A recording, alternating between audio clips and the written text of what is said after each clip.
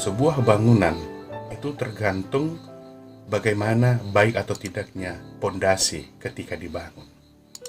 Jika pondasi dibangun asal-asalan, maka kita tidak berani mengatakan bangunan tersebut adalah merupakan bangunan yang kokoh.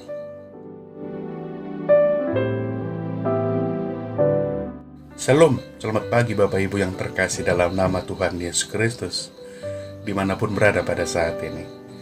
Senang sekali bertemu kembali di hari yang baru, di hari Kamis, tanggal 23 September 2021. Kiranya kasih setia dari Tuhan Yesus Kristus selalu menyertai kita untuk menjalani satu hari ini.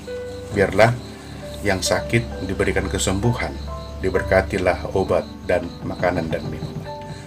Untuk menikmati satu hari ini, marilah kita mendengarkan sapaan firman Tuhan yang akan memberikan kekuatan dan semangat baru kepada kita. Firman Tuhan diambil dari Kolose pasal 2 ayat 7. Demikian pembacaan firman Tuhan. Hendaklah kamu berakar dalam Dia dan dibangun di atas Dia. Hendaklah kamu bertambah teguh dalam iman yang telah diajarkan kepadamu, dan hendaklah hatimu melimpah dengan syukur. Demikian pembacaan firman Tuhan.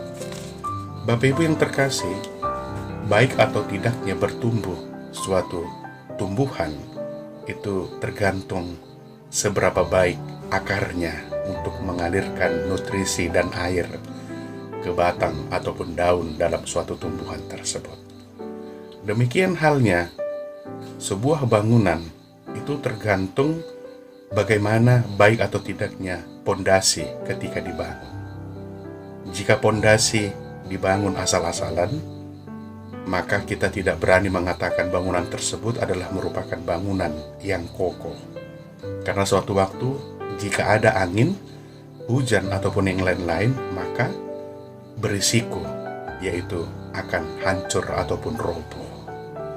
Demikian halnya sebagai orang Kristen, iman kita teguh atau tidak itu tergantung bagaimana apakah kita percaya atau tidak terhadap Tuhan Yesus Kristus.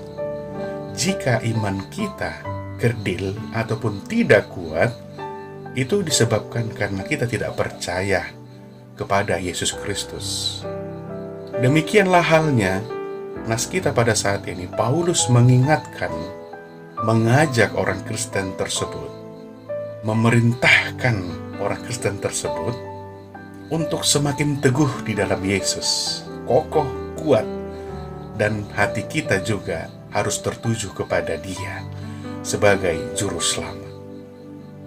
Terlebih di situasi pada saat ini, banyak kita hadapi multi pandemik ekonomi, sosial, budaya, dan pekerjaan dan yang lain-lain yang membuat kita semakin susah menghadapi situasi ini, pandemi COVID-19.